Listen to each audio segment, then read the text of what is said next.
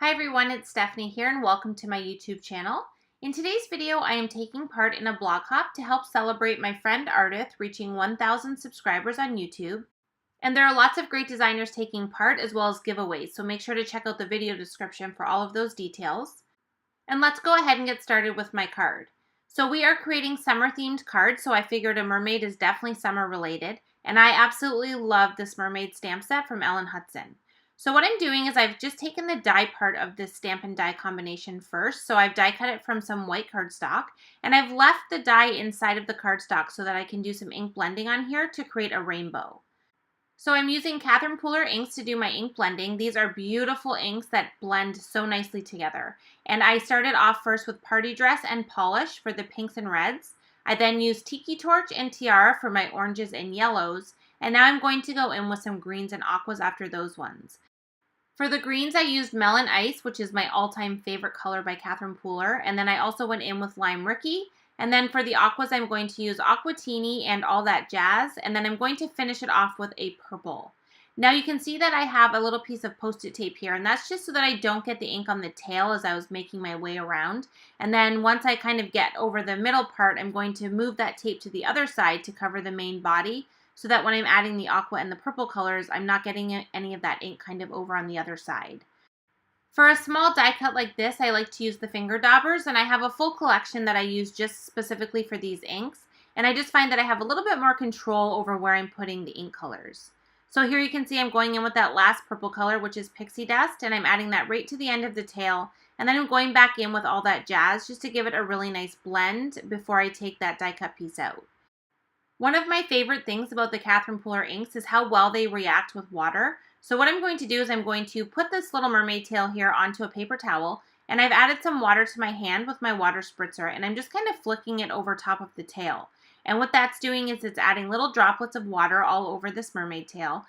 And when I dab up the extra water with my paper towel, it leaves this really cool kind of splattery distressed look where I have a bunch of the ink that's been lifted off, so it has a lighter shade of color there. And I just think it's so pretty, and it just adds a lot of texture and dimension.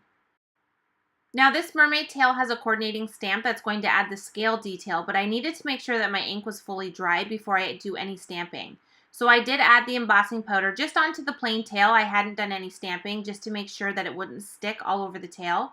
And once I realized it was dry, I knew I was good to go ahead and do the stamping. So I just put the negative and the positive die cuts into my MISTI so that it would hold in place nicely. And then I stamped the scales directly on there with some Versamark ink. And now I'm going in with some Wow Silver Sparkle embossing powder. And I'm adding that all over top of this where I have that stamping. And you can see that it's attaching to all of the areas where the scale stamped on here with the Versamark. And now I'm going in with my heat tool and I'm heat setting all of that embossing powder. And what we're going to be left with is this beautiful rainbow tail with this awesome sparkly glitter scales on top. I think it is absolutely gorgeous, and it was exactly what I was going for when I started this card. So I was really happy with how that turned out. Now I just need to create one more little piece here that we're going to use as a background for the mermaid tail. So I used Mint to Be and Aquatini, and I added some color to this circle. And now I'm once again using my water spritzer and flicking some water onto this to give it a distressed look. I really love doing this, especially on anything where I'm doing water, because I really think it adds texture to it and just adds a little bit more realism. Even though it is a mermaid tail, which isn't quite realistic, I just think it looks really nice on the finished card. So the last thing I have here is a few little pieces that I've already trimmed down. So I have a piece of black and white striped paper. I have a piece of heavyweight vellum from My Favorite Things, and I also have a piece of silver sparkle cardstock from My Favorite Things as well. And the first thing I want to do is stamp out my sentiment onto the vellum. So I stamped You Can Call Me on my shell foam, which I think is absolutely hysterical. I love that sentiment. And then I just put some white embossing powder over top of that, and I'm using my heat tool to heat set that. Now with vellum, you want to make sure you're moving your heat gun continuously to make sure you don't burn or warp the vellum. And then you can go ahead and let that cool down before adding it to the card. So now we're going to bring all the pieces together and put everything onto the card front. So I have a white cardstock panel that measures 4 inches by 5 1/4. And the first thing I'm doing is adding the black and white stripe piece to the card panel.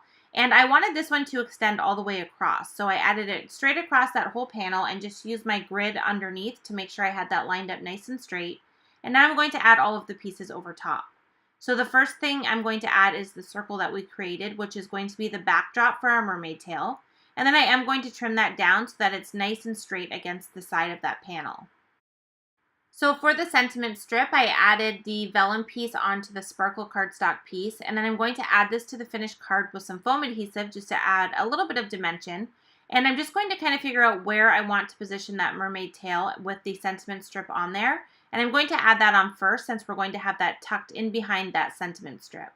So for the mermaid, I'm just adhering it directly to the card. I'm not using any foam adhesive. And I just added that adhesive all over the back of it, and I'm just kind of positioning everything on here and then securing that down.